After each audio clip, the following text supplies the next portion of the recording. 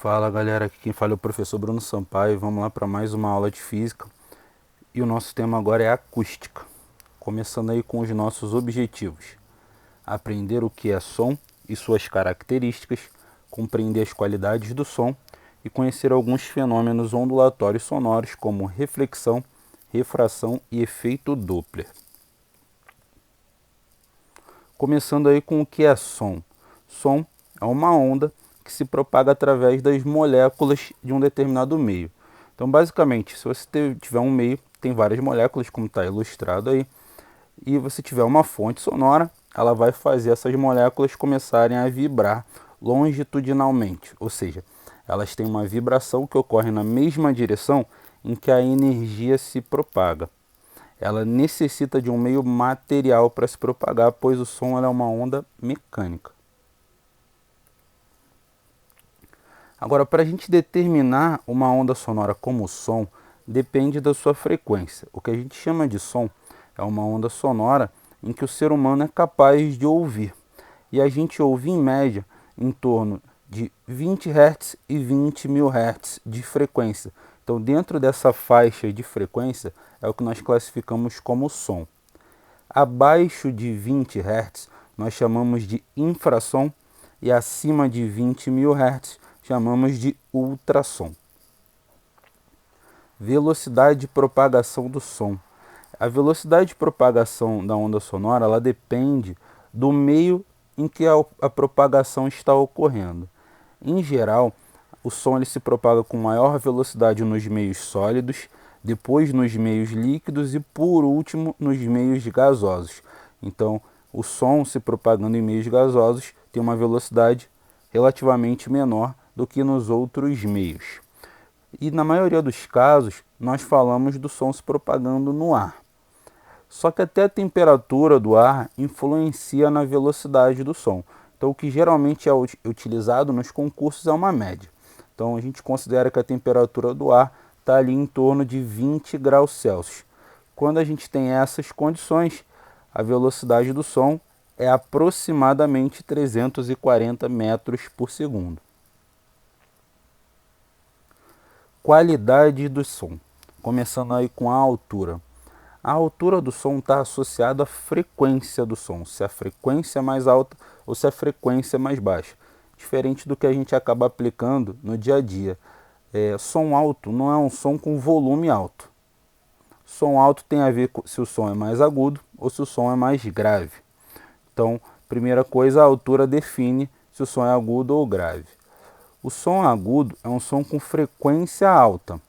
E o som grave é um som com frequência baixa. A frequência mais baixa que o som que um ser humano pode ouvir é 20 Hz e a mais alta é 20 mil Hz, como nós falamos. Então, quando a gente fala da frequência mais baixa, esse é o som mais grave que um ser humano consegue captar. E a frequência mais alta está associada ao som mais agudo que o ser humano consegue captar em média. Intensidade. A intensidade sonora é que está associada ao volume do som. E essa intensidade a gente pode calcular como a potência da fonte sonora dividido pela área de propagação desse som. Quando a gente fala área de propagação, a gente tem que observar que tem uma fonte sonora e vai gerar som em todas as dimensões, né, em todas as três direções físicas. E isso vai acabar formando uma casca esférica de possibilidades, onde toda essa esfera, toda essa superfície esférica está à mesma distância da fonte sonora, logo vai perceber a mesma intensidade sonora. Então, quanto mais distante estiver, maior essa esfera que se forma de possibilidades, a intensidade sonora captada vai mudar. Se a gente observar a área dessa casca esférica, ela pode ser calculada como 4π vezes r ao quadrado, onde r representa a distância que o ouvinte está da fonte sonora. Então observa, se eu tenho uma potência de fonte constante, o que vai determinar a intensidade sonora captada é o R, é a distância que se encontra dessa fonte. Então se eu tenho um R maior, a área também vai ser maior. e se você reparar, a intensidade sonora será menor. Então, maior área, menor intensidade sonora. Se o raio for menor, ou seja, se a gente estiver mais próximo da fonte sonora, menor é a área de espaçamento que a gente tem ali. Então, se a área for menor, maior é a intensidade sonora que vai ser capturado. Então, o que a gente consegue observar é, quanto mais próximo da fonte sonora, maior é a intensidade do som que a gente vai captar. Quanto mais distante estivermos da fonte sonora, menor é a intensidade que chega na gente. Timbre. O timbre está associado à forma do som, a forma que esse som vai vibrar. O timbre é uma característica do som que permite que a gente diferencie sons que oscilem da mesma maneira, que tenham o mesmo período, porém, eles não são exatamente iguais. Eles têm o mesmo período, têm a mesma frequência sonora, mas conseguimos perceber a diferença de um som para o outro. Por exemplo, se a gente tiver essas três ondas aí, vamos supor que sejam ondas sonoras, e elas têm períodos de oscilação exatamente iguais, logo tem frequências também iguais. Mas pela forma ser diferente, o nosso ouvido consegue diferenciar o comportamento desse som. Por exemplo, se eu tocar uma nota dó num violão, tocar a mesma nota dó num teclado e tocar a mesma nota dó num violino, eu consigo saber a diferença entre os instrumentos, mesmo que os sons sejam de mesma frequência. Então, a característica do som que permite que a gente diferencie sons com frequências iguais é o seu timbre, que está associado à forma de oscilar dentro dessa mesma frequência. Fenômenos sonoros. Vamos começar com a reflexão, que a gente define a reflexão de duas maneiras. Pode ser eco ou reverberação. Quando a gente tem uma fonte de som e vai propagar um som e colide com um obstáculo, esse som ele pode ser refletido, ele vai bater e voltar.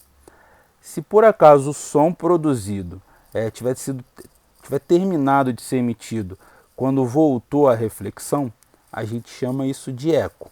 Quando o som refletido se mistura com o som que ainda está sendo emitido, isso acontece quando o obstáculo está próximo da fonte sonora, a gente chama de reverberação.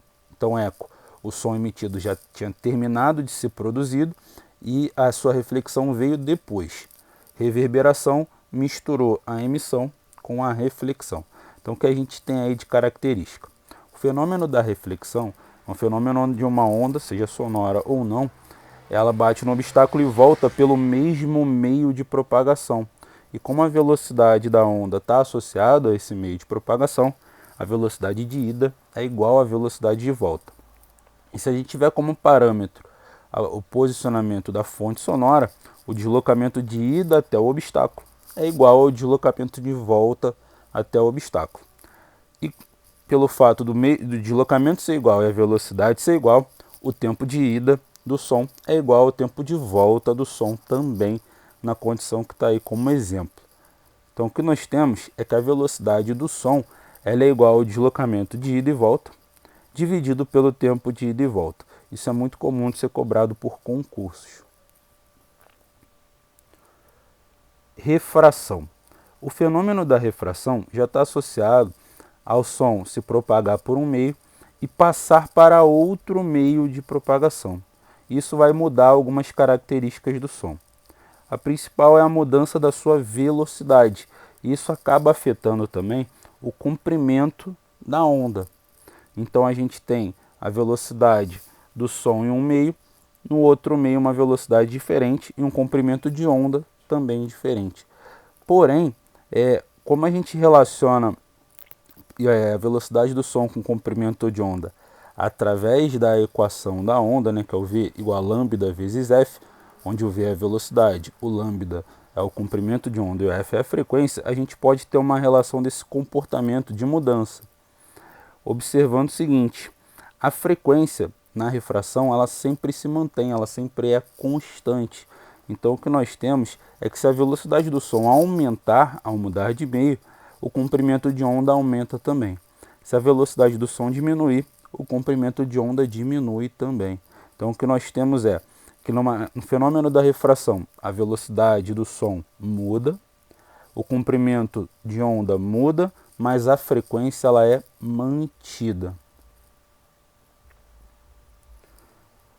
E o último fenômeno que nós vamos falar agora é o efeito Doppler, que tem caído com muita frequência na prova do Enem.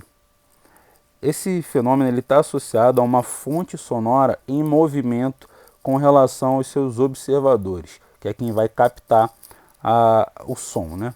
Então a gente tem como exemplo um carro de bombeiro, que é a nossa fonte sonora, e dois observadores O1 e O2. A velocidade do som está atrelada àquela mesma equação que a gente chama que é a equação fundamental da ondulatória. Mas a ideia é, se a fonte sonora estiver se aproximando de você, você vai captar uma frequência diferente que a fonte está emitindo, assim como se a fonte sonora estivesse se afastando de você. Então, qual é a relação que a gente tem da aproximação e do afastamento? A velocidade do som ela é constante, ela não vai mudar com relação aos dois. Se a gente estiver falando dessa situação, o comprimento de onda ele é inversamente proporcional à frequência. Se tem maior comprimento de onda, tem menor frequência. Menor comprimento de onda, maior frequência. E se você observar, quando você tem a fonte sonora se aproximando do ouvinte, as frentes de onda, que vão determinar aí o comprimento da onda, eles vão ficar mais próximos. E se você tiver a fonte se afastando do ouvinte, as frentes de ondas vão ficar mais distantes, ou seja, vai ter um comprimento de onda maior. Então, quando a fonte sonora estiver se aproximando desse observador, a tendência é que ele perceba uma frequência sonora mais alta. E se a fonte de onda estiver se afastando do observador, a tendência é que ele perceba uma frequência mais baixa. Então, o que nós temos aí é o seguinte: fonte se afastando, a frequência observada é menor do que a frequência da fonte original. Fonte se aproximando do observador, a frequência observada é maior do que a frequência da fonte original. Pensando no som grave ou no som agudo. No caso da fonte se afastando, a gente percebe um som mais grave. Se a fonte estiver se aproximando do observador, a gente percebe um som mais agudo. Pensando na parte matemática do efeito Doppler, que é pouco explorada dentro do concurso do Enem, mas está dentro do que a gente pode discutir, é a visão da frequência do observador com relação à frequência da fonte. Como a gente pode calcular o que vai ser captado por aquele observador? A frequência captada pelo observador pode ser calculada da seguinte maneira: é igual a frequência da fonte vezes a velocidade do som, mais ou menos a velocidade do observador, que pode estar parado ou não, dividido pela velocidade do som, mais ou menos a velocidade da fonte. Agora, esse mais ou menos depende do que está acontecendo nesse movimento. Então vamos lá. Com relação à fonte, quando ela se aproxima, nós colocamos o sinal negativo. Então, pensa aí, no caso que a gente tem, pensando no observador 1, não é o caso, ela está se afastando, ela está se aproximando do observador 2. Então, se a gente estivesse calculando a frequência observada pelo 2, deveria colocar a velocidade da fonte com sinal negativo. Agora, se ela se afasta, sinal positivo. Então, se a gente estivesse calculando a frequência pelo observador 1, a velocidade da fonte deveria ter o sinal de mais. Agora, com relação à velocidade do observador. Quando o observador se aproxima, a gente coloca o sinal positivo. E quando o observador se afasta da fonte, sinal negativo.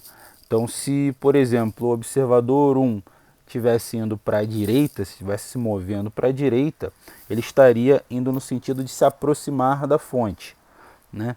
Então, aí colocaria o sinal positivo. Então, galera, espero que eu tenha ajudado, espero que vocês tenham gostado da aula aí e bons estudos.